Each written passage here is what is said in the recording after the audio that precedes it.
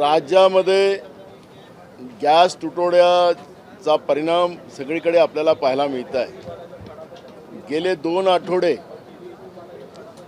आम्ही सगळेजण मिळून विरोधी पक्ष म्हणून सरकारच्या निदर्शनास आणून देण्याचा प्रयत्न करतो आहे, पण सरकार विधानसभेतून पळ काढते आहे आणि त्या प्रश्नाचं उत्तर द्यायचंच नाही अशा पद्धतीचं सरकारचं धोरण आहे का हा प्रश्न आज पुन्हा निर्माण झाला। सभागृहामध्ये राज्याचे मुख्यमंत्री होते, नागरी पुरवठा मंत्री होते। काल विधानसभा अध्यक्षांनी सरकारला सूचना देऊन सुद्धा की संध्याकाळपर्यंत निवेदन करा।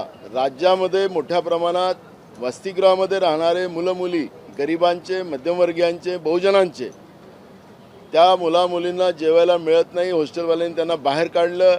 परीक्षाचा काळ आहे, पीजीच्या परीक्षा असतील, विविध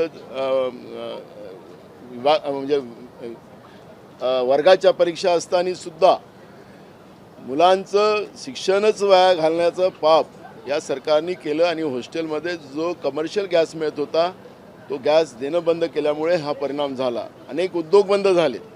एकीकडे राज्याचे मुख्यमंत्री माध्यमाला सांगतात की गॅसचा तुटवडा कुठेही नाही, मग सरकारला आम्ही सांगतो की माध्यमाच्या माध्यमातून संपूर्ण जिल्ह्यामध्ये, तालुक्यामध्ये, गावामध्ये लोकांच्या लाईनी लागलेल्या आहेत आणि जे गॅस एजन्सी आहेत त्यांच्याकडे गॅस नाही, पण मुख्यमंत्र्यांनी आत्ता सभागृहातून पळ काढला, उत्तर दिलं नाही। विधानसभेचा अपमान, पर्यायानं राज्याच्या जनतेचा अपमान राज्याचं सरकार करते आहे आणि लोकांना अडचणीत आणण्याचं, गॅस न मिळू देणं, कारण की युद्धाचा आज जो दिवस आता आपण पाहतो की 18वा दिवस आज आहे। इराण, इस्रायल, अमेरिकेचं जे युद्ध चाललेलं आहे त्याला 18वा दिवस सुरू झाला आणि जी काही परिस्थिती पुन्हा भयावह होत चाललेली आहे, सरकारने पुढं येऊन या सगळ्या गोष्टीचं निवेदन केलं पाहिजे। विरोधी पक्षाच्या लोकांनाही सोबत घेऊन त्याची मीटिंग केली पाहिजे। राज्याच्या जनतेला वस्तुस्थिती सांगितली पाहिजे, ही आमची भूमिका आहे। कारण की या निमित्तानं मोठ्या प्रमाणात काळा बाजार सुरू झालेला आहे, लोकांना लुटलं जात आहे आणि म्हणून या सगळ्या गोष्टीमध्ये आमचं सरकारकडे वारंवार या विषयावर लक्ष वेधण्याचा प्रयत्न चालू आहे, पण सरकार याला दुर्लक्ष करत आहे। म्हणजेच सरकार काळा बाजारामध्येही सुद्धा सहभागी आहे का हा प्रश्न या निमित्तानं निर्माण झालेला आहे। सर, ज्या पद्धतीने मुख्यमंत्री म्हणतायत गॅसचा तुटवडा नाही आहे, बाहेर मोठ्या प्रमाणात रांगा पाहायला मिळत आहेत, मुख्यमंत्र्यांनाच नागरिकांचा कुठल्याही गोष्टीचं गांभीर्य वाटत नाही आहे का? कमर्शियल गॅस बंद आहे तरी सुद्धा मुख्यमंत्री म्हणतायत की गॅस पुरवठा सुरळीत सुरू आहे। नागरिकांना गॅस जवळपास 25 दिवसानंतर मिळतोय तरी सुद्धा मुख्यमंत्री म्हणतात गॅस पुरवठा सुरळीत होत आहे। नेमकी वस्तुस्थिती काय? अनेक रेस्टॉरंट्स, हॉटेल्स बंद पडलेले आहेत। मुंबई शहरातलेच नव्हे तर अनेक शहरातले 80% आता हॉटेल बंद झालेले आहेत, वसतिगृह बंद झालेत, अनेक उद्योग बंद झालेत, घरगुती गॅसच्या अडचणी निर्माण झाल्या आणि मुख्यमंत्री स्वतः सांगतात की गॅस आमच्याजवळ आहे। तर मुख्यमंत्री गॅसवर बसले आहे का सरकारच गॅसवर आहे हा प्रश्न या निमित्तानं निर्माण झालेला आहे।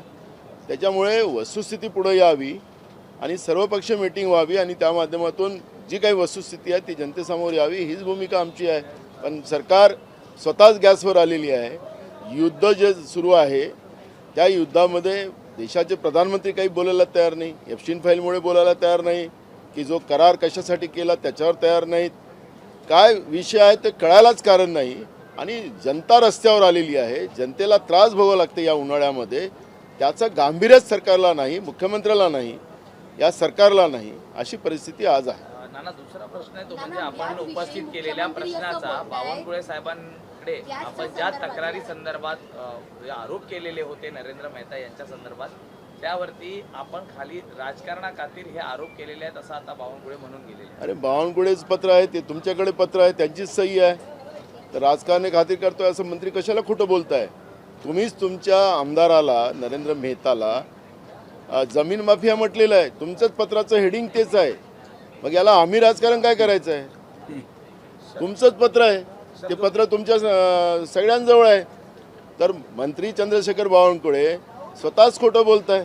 म्हणजे आता असं म्हणतं आता विधानसभेत आम्ही प्रश्न विचारणार आहे आणि विधानसभेतही हे पत्र आम्ही दाखवणार आहे।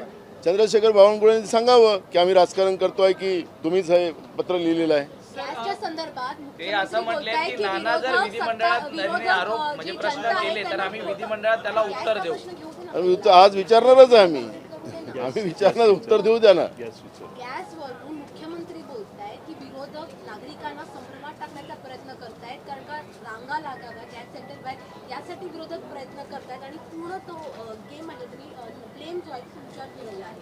मला त्यांना तर कसं आहे की आज 12 वर्ष ते सत्तेत आहे, देशातली सरकार आहे, हे राज्यात मुख्यमंत्री आहे, त्यांना आताही नेहरूजी आठवतात, त्यांना आताही इंदिरा गांधी आठवतं.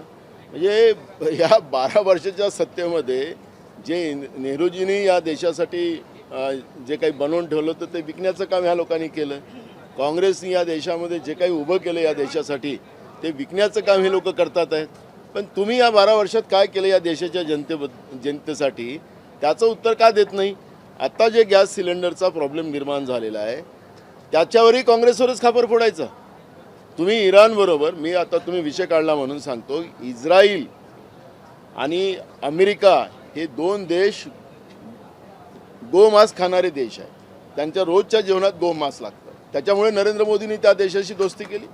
इराण आमचा परंपरागत देश, आमचा मित्र असताना जे कधी डॉलरच्या याच्यावर पैसे त्यांनी आम्हाला डॉलरवर आम्हाला त्यांनी तेल दिलं नाही, आमच्या रुपयाच्या आधारावर दिलं, आमच्या धान्याच्या आधारावर दिलं. आमचा देश जेव्हा जेव्हा अडचणीत आला तेव्हा तेव्हा इराणी आम्हाला मदत केली. त्या देशाच्या विरोधात जाऊन जे गोमांस खाणारे जे देश आहेत, ज्याला आपला देश मोठ्या प्रमाणात बीप निर्यात करतं, त्या इस्रायलबरोबर त्या अमेरिकेबरोबर दोस्ती केली. आणि म्हणून आम्हाला या पद्धतीचा आरोप लावण्यापेक्षा मुख्यमंत्र्यांनी आताच, त्यांना संधी होती सभागृहात, त्यांनी उत्तर द्यायला पाहिजे होतं. का पळ काढला? त्याचं उत्तर का देत नाही? एक प्रश्न आहे. काल जितेंद्र आव्हाड साहेबांनी जे काही छत्रपती शिवाजी महाराजांविषयी gas gas gas gas gas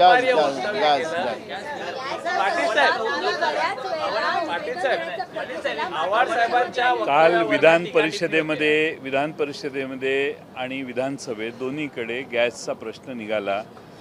अन्न व नागरी पुरवठा मंत्री महोदयांनी आत्ताच सभागृहात सांगितलं की मी वर उत्तर दिलेलं आहे आणि आजही मला वर चर्चा आहे. याचा अर्थ अध्यक्षांनी आदेश देऊन देखील विधानसभेमध्ये गॅसच्या परिस्थितीची माहिती देण्याची तयारी सरकारची नाही, असा त्याचा अर्थ होतो. गॅसची किती दुरावस्था झालेली आहे हे नाना पटोलेजींनी सांगितलेलं आहे आणि म्हणून गॅसचा प्रश्न हाताळण्यात राज्य सरकारला आणि केंद्र सरकारला पूर्ण अपयश आलेलं आहे. आणि त्यामुळं या राज्यातल्या जनतेला राज्य सरकारने विश्वासात घ्यावं, पर्यायाने सर्व पक्षांना विश्वासात घ्यावं आणि हा गॅसचा प्रश्न कसा सरकार हाताळू इच्छितं हे सांगावं, हाच आमचा विधानसभेत चर्चा करण्याचा उद्देश होता. त्यामुळं गॅस अपुरा आहे आणि सर्व ठिकाणी आता जवळपास कमी झालेला आहे आणि म्हणून लोक रांगा लागत आहेत गॅससाठी आणि गॅससाठी रांगा लागणं ही काही चांगली परिस्थिती नाही. आणि त्यामुळं महाराष्ट्र सरकारने, मुख्यमंत्र्यांनी यात खरं लक्ष आत्तापर्यंत घातलं पाहिजे होतं, पण सरकारची या प्रश्नावर बोलायची तयारी नाही. दुर्दैव असं आहे की सरकार विरोधकांच्यावरच खापर फोडतं आहे, पण गॅस नाही ही वस्तुस्थिती. विरोधक बोलो अगर न बोलो, पण गॅस नाही ही वस्तुस्थिती महाराष्ट्रातल्या कोट्यावधी जनतेला अनुभवायला मिळते आहे. आणि म्हणून या प्रश्नावर राज्य सरकार पूर्ण अपयशी आहे, याच्यातून पळ काढतं आहे. राज्य सरकारला यावर चर्चा करण्याची हिंमत नाही, असा त्याचा अर्थ आहे. सर, आता अर्थसंकल्पीय फक्त 5 दिवस उरलेले आहे आणि या बजेटमध्ये हा तिढा सुटणार का गॅस सिलेंडर? गॅस सिलेंडरचा तिढा हा काही धोरणात्मक निर्णय घेऊन सोडवण्याची जबाबदारी सरकारची आहे. सरकार त्याबाबत काही करू इच्छित नाही. केंद्र सरकार आणि डबल इंजिन ज्याला म्हटलं जातं ते केंद्र सरकारही 2 फक्त बोटी तिकडनं निघाल्या ह्याचा आनंद देशभर मनवण्याचं चाललेलं आहे, पण कितीतरी बोटी आपल्याला रोज लागतात आणि त्यामुळं आपली दुसऱ्या देशांची झालेली मैत्रीचा हा भारतानं भोगलेला परिणाम आहे असं मला वाटतं. सगळ्या इराण देशाशी आपली फार चांगली मैत्री होती.